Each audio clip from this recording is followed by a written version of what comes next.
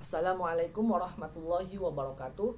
Perkenalkan, saya Fatah Gojali. Saya dari jurusan Tadris Biologi kelas A, semester 1, Fakultas Ilmu Tarbiyah dan Keguruan, Institut Agama Islam Negeri Syekh Nurjati Cirebon.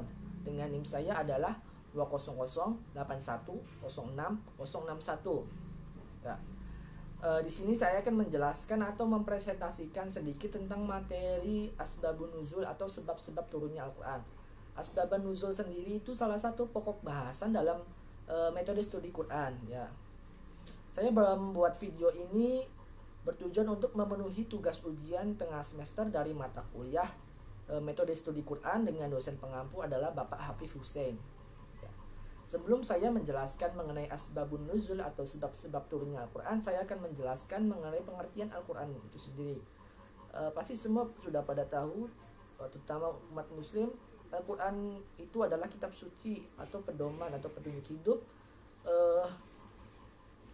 umat muslim. Ya. Sebelum Allah menurunkan kitab suci Al-Quran, Allah menurunkan ketiga kitab suci lainnya kepada para nabi dan rasul, seperti kitab suci Zabur yang diturunkan kepada Nabi Daud, kitab suci Taurat yang diturunkan kepada Nabi Musa, dan kitab suci Injil yang diturunkan kepada Nabi Isa.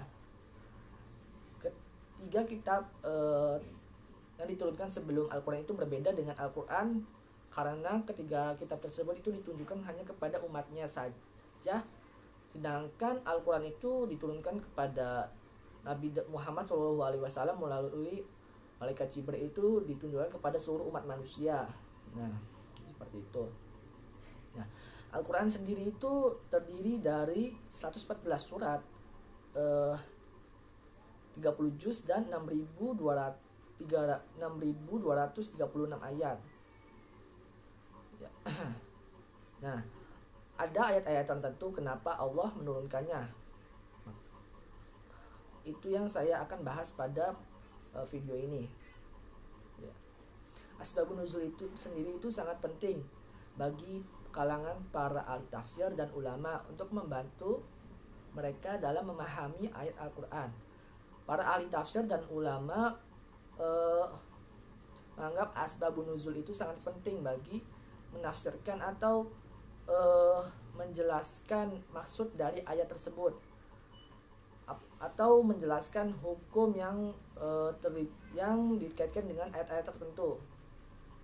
Nah, asbabun nuzul sendiri itu melihat dari latar belakang konteks sejarah di mana ayat tersebut itu turun, kapan waktunya ayat tersebut itu turun, dan ada kejadian apa pada saat ayat tersebut itu turun. Nah, seperti itu. Menurut Bapak Al-Wahidi Ain-Naisaburi juga mengatakan bahwa tidak mungkin dalam memahami suatu ayat tertentu di dalam Al-Quran tidak melihat latar belakang sejarahnya pada saat ayat tersebut diturunkan. Nah, maka karena itu asbabun nuzul sangat penting bagi para ulama dan ahli tafsir dalam memahami ayat-ayat Al-Quran, melihat dari konteks sejarahnya. Nah, seperti itu. Asbabun nuzul sendiri itu pengertiannya secara bahasa asbabun nuzul itu dari kata bahasa Arab. Nah, asbabun nuzul itu terdiri dari dua kata, yaitu asbab dan nuzul. Asbab itu merupakan jamak dari kata sababun yang berarti sebab dan nuzul yang berarti turun. Dua-duanya adalah kata dari bahasa Arab. Nah, jika digabungkan yaitu menjadi asbabun nuzul yang artinya sebab-sebab turun. Sebab-sebab turunnya apa? Sebab-sebab turunnya Al-Quran. Nah, secara terminologi sendiri pengertian dari asbabun nuzul menurut Bapak Dr. Daud Al-Attar adalah sesuatu yang melatar belakangi turunnya suatu ayat untuk menjadikan jawaban kepada satu pertanyaan yang dikaitkan dengan hukum atau peristiwa tertentu. Ya.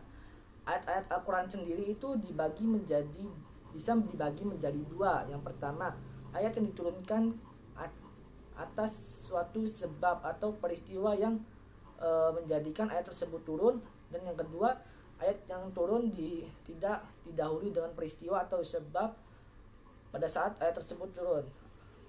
Nah, contohnya Ayat yang diturunkan tanpa sebab atau peristiwa itu ayat yang berhubungan tentang nikmatnya surga atau siksa api neraka, tentang kematian, tentang hari kiamat, atau ayat-ayat yang menjelaskan tentang suatu fenomena yang akan terjadi di masa mendatang.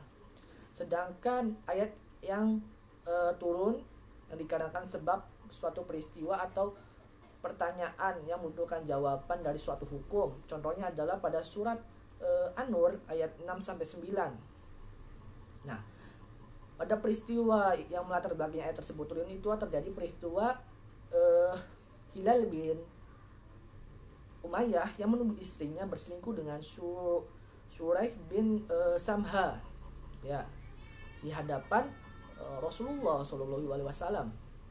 Lalu Rasulullah Shallallahu Alaihi Wasallam bertanya kepada Hilal bin Umayyah, apakah ada bukti terkait kamu menuduh istrimu tersebut? Kalau tidak ada bukti, kamu pasti punggungmu akan didera. Nah, lalu Hilal bin Umayyah itu menjawab pertanyaan dari Rasulullah, yaitu jika seorang di antara kami mendatangi istrinya, apakah harus disertai bukti? Nah, lalu Allah menurunkan ayat surat An-Nur ayat 6-9 untuk menjawab pertanyaan dari Hilal bin Umayyah. Nah, jadi seperti itu ayat yang diturunkan karena suatu peristiwa atau sebab. Nah, Allah menurunkannya. Nah, untuk mengetahui asbabun nuzul ini, para ulama menjadikan riwayat-riwayat yang sahih atau berpedoman kepada riwayat-riwayat yang sahih yang berhubungan dengan yang bersumber kepada Nabi Muhammad Shallallahu Alaihi Wasallam atau pemberitahuan dari para sahabatnya dengan reaksinya yang jelas, bukan didasarkan kepada para ijtihad, tetapi harus ada hukum marfu yang ada di dalamnya.